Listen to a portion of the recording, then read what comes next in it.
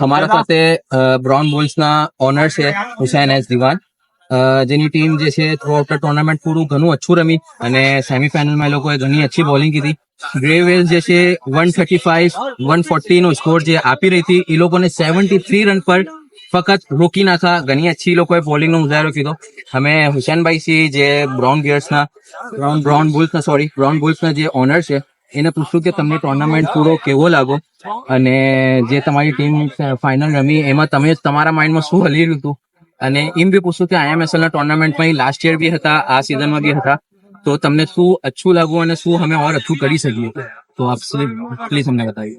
मैं कहूँ से जे हिसाब से मैंने मोहल्ला में अंदर नल्लो फाड़ो जमीन पर, लेकिन आ लेवल पर काम करना एक्सीलेंट है. लेकिन हमारी तो सिर्फ एक कंट्रीब्यूशन हो, बाकी बनानी जो मेहनत है 6 महीना में 8 महीना से बने लोग मेहनत होता है. तीसरी बात वीडियोस में पाचल की कोई नजर નથી આવતી. लेकिन एफर्ट करूँ सवार से आऊँ अपनो टाइम छोड़ीને अपने ખુદને કરી તમે કામ છે एक्सीलेंट.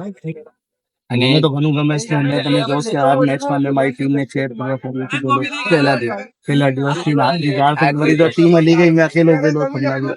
અને તમારી જે ટીમની એમના પરફોર્મન્સ હતી એના પર તમે શું કહેશો? ટીમથી ખુશ છો? ને એઝ અ ગેમ છે, જીત હાર તો થતી રહેતી નથી, કોઈ ઇશ્યુ નથી. पिछली बार सेमीफाइनल में आ रहा, આ વખત ફાઇનલ માં આ રहा. ઇન્શાલ્લાહ અગલા વર્ષ ઓર ખુશી. ચાલો ઠીક છે હુસૈનભાઈ, એટલા વર્ષ જરૂર તમારી